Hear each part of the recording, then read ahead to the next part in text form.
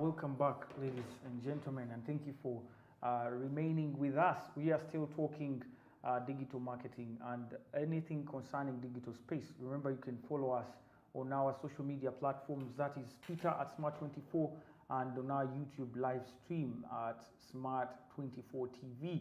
So you can catch this wonderful conversation we are having with Mr. Peter Ojwang. As we went for a break, we were talking cybercrime. Of course, the NITA has come up with a portal that is going to help maybe reduce on the risks of cybercrime. But in your perspective, is this going to work? And what has been in play, in terms of protecting people's data? Like we have said, it's good to put data out there, but cybercrime has also increased. Increased due to people putting out their data. All right, so I would like to begin this conversation. Thanks to NITA for doing all this.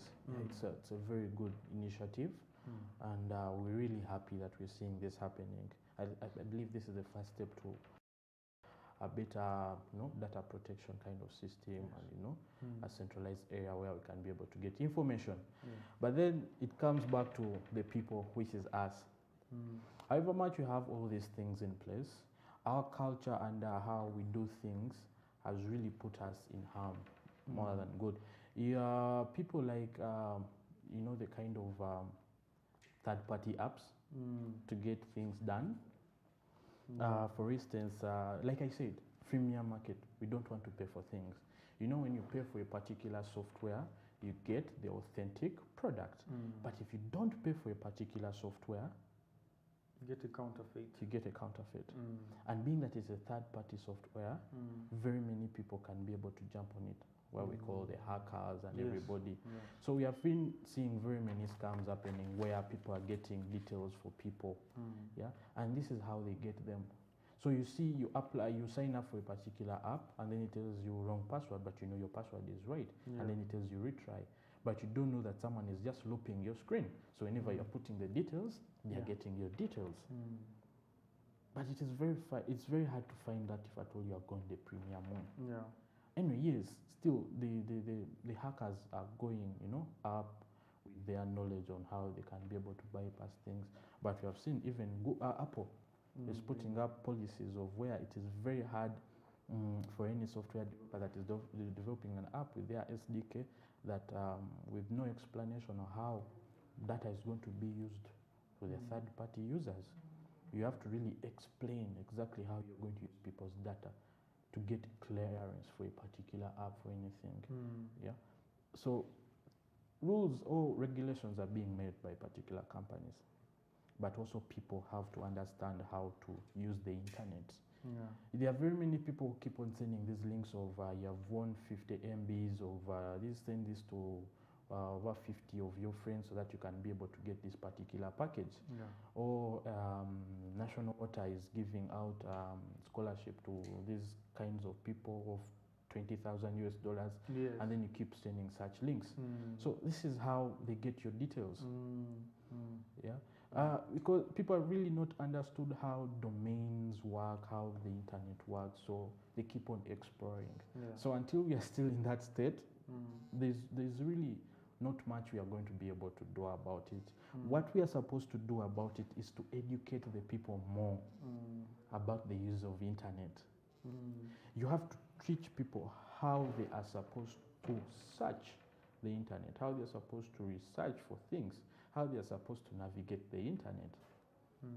That's the best way we can do. Because if at all we don't teach them how to do these particular things, then they're still going to mess up. Are you saying we are not using the internet right? We are not. And people are also not using their smartphones. True. Someone will buy a smartphone and the biggest thing they do is communication on it. WhatsApp, go to TikTok, watch videos, maybe go to Facebook or maybe Instagram to upload a picture, and then receive calls, send calls, and that's it. Nothing more. It's until maybe when they have a test, then someone goes to the internet. I think they go look for strategies of, or maybe something, writing a business plan, how to start a business. Wrong steps for everything. They are really not guided on how particular things are supposed to happen. So we need to teach people how to understand their phones a little bit more, teach them how to use their phones and teach them also how to behave on the internet. People are very indisciplined on the internet. Yes. So until we have that, then we can be able to add on what the government has put. By the way, if you look at particular studies, let me get this. If you look at particular studies like the Network Readiness Index, basically for most of the Uganda report, the government is really doing a big part in getting us ready, in pulling up Uganda to where it can be able to be recognized by other states as a ready state for like investments in fintech and what. The problem is the people. We are not yet there. So like I said, network technology has its particular part, even the people have the particular part they play. So our part is what we have to embrace them more. Remember when I said about the very big gap of how people are not relating to ICT? Most of the women and even the girls, that gap is still big. So we have to fight to be able to reduce that gap so that we can be able to get better results in how people fight cyber crime. Yes. Looking at some of the successful, digital marketeers. I don't know if they're digital marketeers, but people like who started Self-Border, people are doing Jumia and so on. These came up, not so many years ago, but have seen a steady growth. And what do you think? Can you dedicate this growth to? Were they passionate, like you said? So what can we learn from them that we can pick as a lesson and actually, pick up in terms of digital marketing? Digital marketing. These are digital products, and people that were behind this were investors. What differs an investor from any other business owner is they believe in process. They know there's levels to a particular thing. So for them, they sat down, realized that there's a particular problem, like I said, the Ikigai theory. So mission. They had a mission to create a digital product that is going to be able to redefine how things work. For example, Jumia. But Jumia, remember, started as some other company. I've forgotten the name, it had Yellow something, but it was some other company that was cooperated to Jumia. So then we have them coming on board.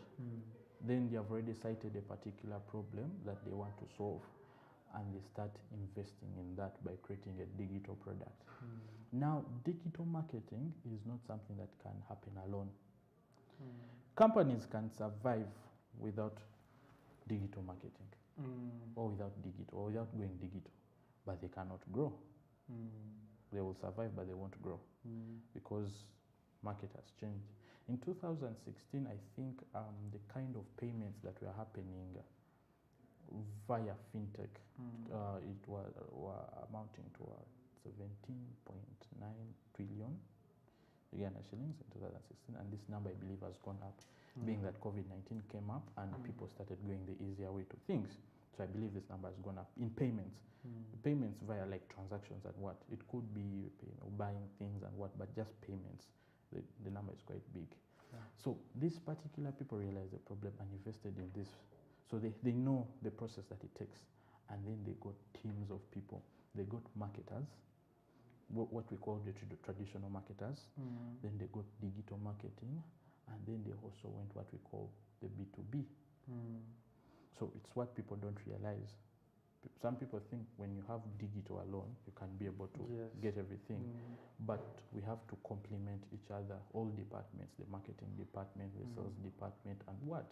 And their process of marketing, they invested more in advertising before they invested more in selling. I usually have a 3-approach formula where I use for all my things that I'm handling is inform, educate, and sell. When you inform and you educate, so you inform to create interest, you educate to create trust. So if you have interest and trust from someone, then you can be able to buy their product. Exactly. So the other thing I say, people can be able to buy whatever products at whatever price point, as long as the value, what we call the value proposition attached to that product, is really it. It's worth it. Exactly, it's worth it. So that's why you never see Apple say come and buy an iPhone. And even if you go to their Instagram, you never see any Apple product. Yeah. They're only experiences, photos and what. You'll never see their product on there. Because they know the experience is what brings people. Yeah. So what Jumia did was sell an experience of buying things at the convenience of your home. Yes. It was something that we never had. True. And that is what made them grow. It's because they sold an experience. So now instead of people focusing on, selling, first look at the value of what you're selling. Exactly. And what problem is it solving in society. Because someone to consider buying something, they base on their emotions and whatever they're going through. Yeah, there's really something you'll see a price tag and you really think this shouldn't be something you're buying, but trust me, because of the emotions it brings to you, and you really go for it. Yes. It's for example, let me talk about you see, let me say like cafe, it's called KFC. Yes. Now KFC has stalls, just like you'll see other stalls of chicken, but someone will leave a stall of chicken of 5K and go make a line to buy chicken, one piece of 11K, because they experience that cafe, KFC provides that is attached to the product. Now that's what people want to experience, and that's what Jumia had, because at some point I had friends who kept on taking screenshots, like, hey, my order is coming. Now the border guy has picked it. Now the border guy is bringing it. I've received my package from Jumia. Thank you, Jumia. That experience is what people wanted. At some point, even this company did it. What is its name? Forgotten it. Java House. It's related. It has the same logo with this particular company in the US that sells coffee. Starbucks? It's Starbucks. Now, Starbucks made money by wrongly spelling people's names. Yes. So whenever you made an order, they used to write your name, but they used to wrongly spell it. So everybody was like, let me also make an order, see how they are going to wrongly spell my name. And they made millions from that. Yes. So it's basically the experience. So someone wanted to test, not the product. They never wanted the product. They wanted the experience. So that's what Self-Border had. So if I told every person, maybe if someone is trying to bring out a new digital product or what, yes, solve a problem, but also sell the experience. Yes. So don't only sell the product. So they realized there's a problem and then started selling the experience. Recently, we talk about digital transactions, and we cannot avoid something called cryptocurrency. I know this may not be related, but recently, Bank of Uganda banned transactions from cryptocurrency to Uganda shillings. Of course, it didn't ban crypto in the say, but that means almost banning, because if I can't now turn the asset into money, it's almost pointless. But do you think we should start embracing, cryptocurrency as a means of easing our transfer of money? Because as other countries like Central African Republic, they are using cryptocurrency as legal tender. They were the first in Africa. And other countries are using it, to not as a legal tender, but to transact, to buy something.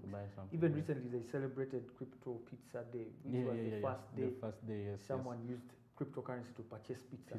Don't you think we should be looking now to such transactions and moving away from our local currency here? Yeah, we should. We should really do so.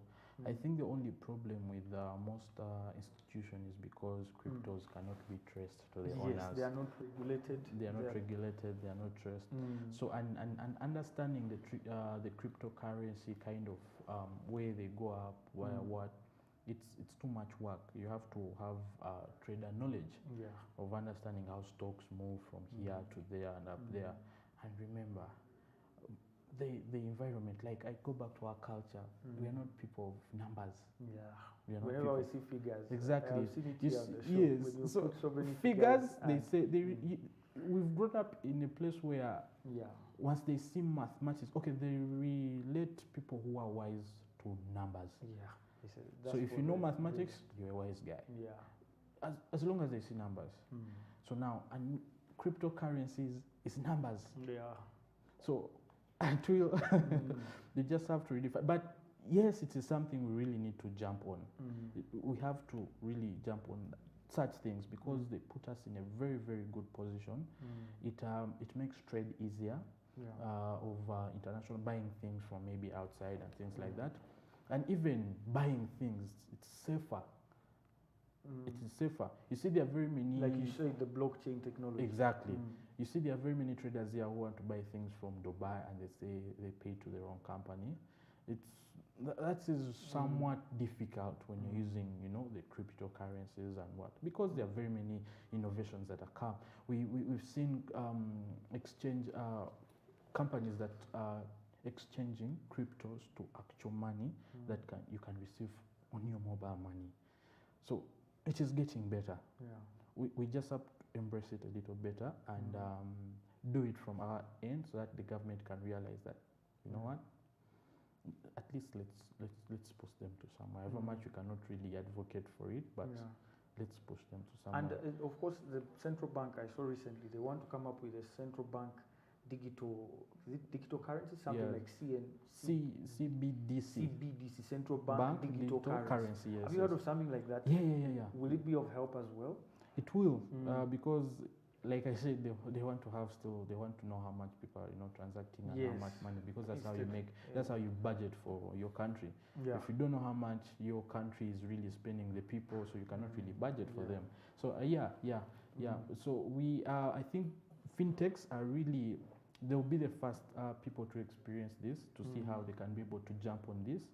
It's really something new. I don't know how they are going to execute it because it came as a surprise. It was announced, I think, last year, in 2021, when they were talking about this. But I don't know how far they have come with it. But it's something, yes, that I feel that will really put us somewhere. If it's just going through the legal structure. Exactly. That's yes. all. I believe, it's something that can really put us somewhere. Now, digital marketing. Someone has a business, like you said, they have started a business and they're hearing about digital marketing. They're seeing their friends sell clothes online. What should someone know before starting, before getting engaged in this digital space, before marketing, before starting to put pictures on Twitter, thinking that will work for you? What should you know? Now, thank you very much. That's a very, very, very good question.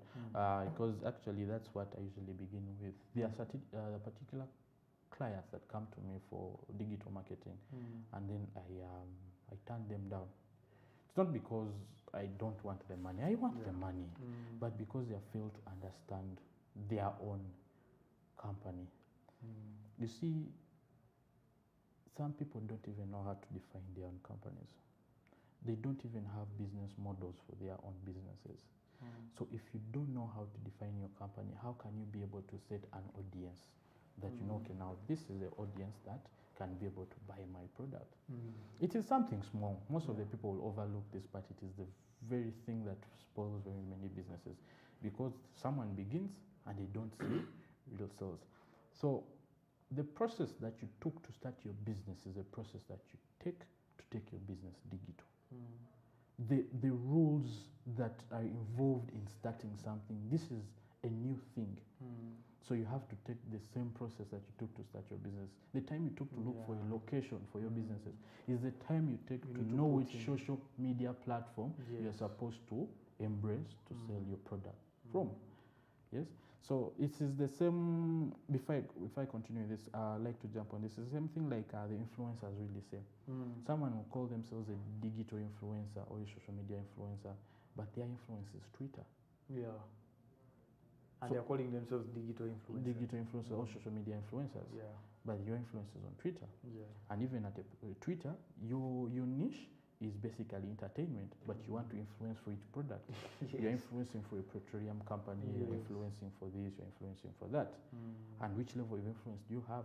Yeah, do you have people starting conversation from the posts you're making, or you just get retweets and likes? Yeah.